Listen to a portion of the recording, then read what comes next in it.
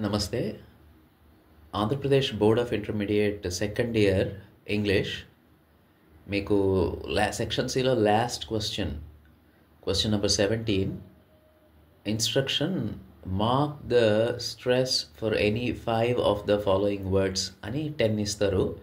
అంటే ఈ ఇన్స్ట్రక్షన్ అర్థం ఏంటంటే ఇక్కడ ఇచ్చిన 10 ఇంగ్లీష్ వర్డ్స్లో ఏవైనా 5 వర్డ్స్కి స్ట్రెస్ మార్క్ చేయండి అని ఇచ్చారన్నమాట.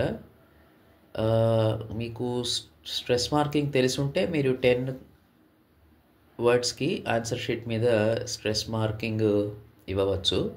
ఒకవేళ తెలియకపోతే మీరు ఏం చేయాలంటే ప్రతి వర్డ్కి కూడా ఫస్ట్ లెటర్కి ముందు ఇలా నిలువుగా ఒక గీత గీయాలన్నమాట.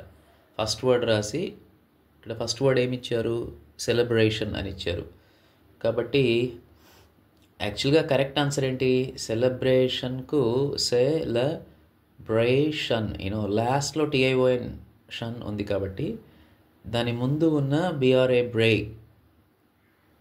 అనే సిలబల్కి ముందు స్ట్రెస్ వస్తుంది. ఈ BRA బ్రే అనే సిలబల్లో ఫస్ట్ లెటర్ B కాబట్టి B లెటర్కి ముందు ఒక నిలువు గీత గీయాలన్నమాట పైన. ఓకే రైట్, అప్పుడు స్ట్రెస్ మార్కింగ్ కరెక్ట్గా 1 మార్క్ వస్తుంది.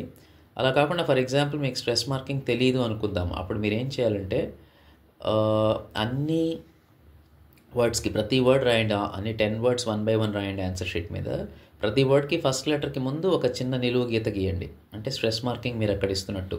ఈ 10 పదాల్లో కనీసం 3 పదాలకు మీకు ఫస్ట్ లెటర్కి ముందు స్ట్రెస్ మార్కింగ్ ఉంటుంది. జనరల్గా చాలా వరకు నౌన్స్కి కొన్ని అడ్జెక్టివ్స్కి ఫస్ట్ లెటర్కి ముందు ఉంటుంది. సో బేసిక్గా మీకు ఈ 10 వర్డ్స్లో కనీసం 3 వర్డ్స్కి 3 పదాలకి ఓకే రైట్ ఫస్ట్ లెటర్కి ముందు ఉంటుంది. కాబట్టి మీరు ఈ 10 పదాలు రాసి ఫస్ట్ లెటర్కి ముందు నిలువు గీత గీస్తే ఓకే మీకు ఈ 5 మార్కులకు గాను 3 మార్కులు వచ్చే అవకాశం చాలా ఎక్కువగా ఉంటుంది. ఓకే.